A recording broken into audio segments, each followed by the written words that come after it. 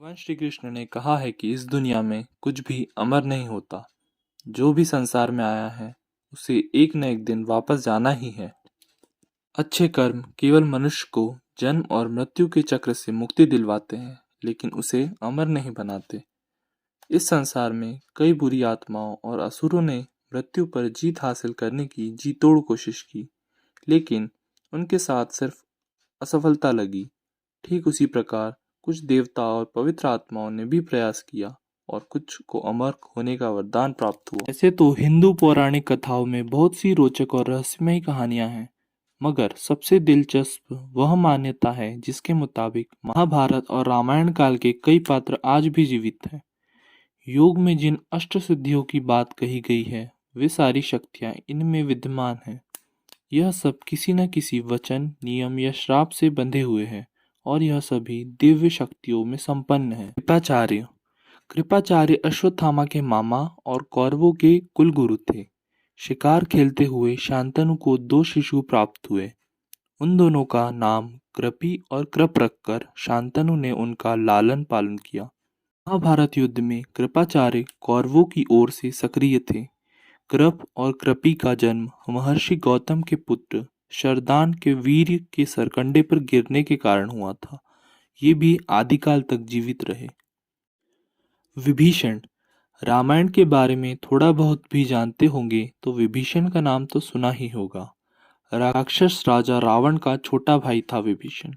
विभीषण श्री राम के अनन्य भक्त हैं। जब रावण ने माता सीता का हरण किया था, तब विभीषण ने रावण को श्री राम से शत्रुता न करने के लिए बहुत समझाया था। इस बात पर रावण ने विभीषण को लंका से निकाल दिया था।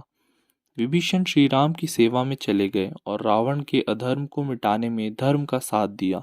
ये भी अमर माने जाते हैं। अश्वत्थामा अश्वत्थामा गुरु द्रोणाचार्य के पुत्र हैं। ग्रंथों में भगवान शंकर के अनेक अवतारों का वर्णन भी मिलता है। उनमें से एक अवतार ऐसा भी है जो आज भी पृथ्वी पर अपनी मुक्ति के लिए भटक रहा है। ये अवतार है गुरु द्रोणाचार्य के पुत्र अश्वत्थामा का।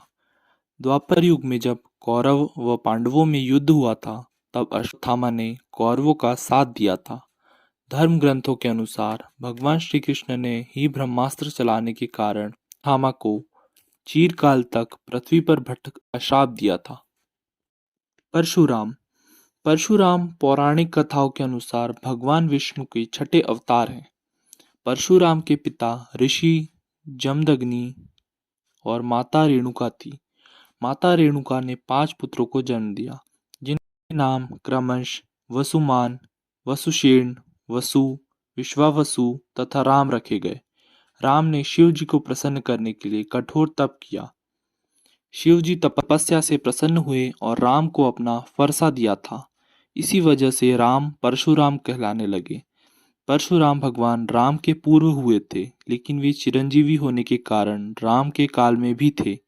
परशुराम ने 21 बार पृथ्वी से समस्त क्षत्रिय राजाओं का अंत किया था।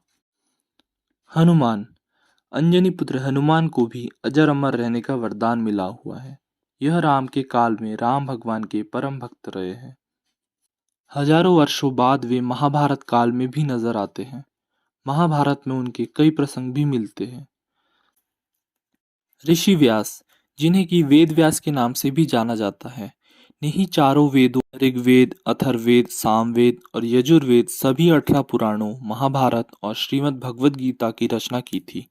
वेद व्यास ऋषि पाराशर और सत्यवती के पुत्र थे। इनका जन्म यमुना नदी के एक द्वीप पर हुआ था और इनका रंग सांवला था। इसी कारण ये कृष्ण द्वैपायन कहलाए।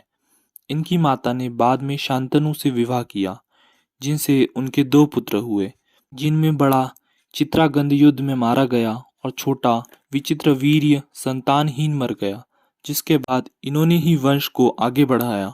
मान्यताओं के अनुसार ये भी कई युगों से जीवित है।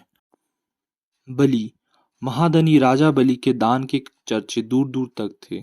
देवताओं को परास्त कर राजा बलि ने इंद्रलोक पर अधिकार कर लिया था।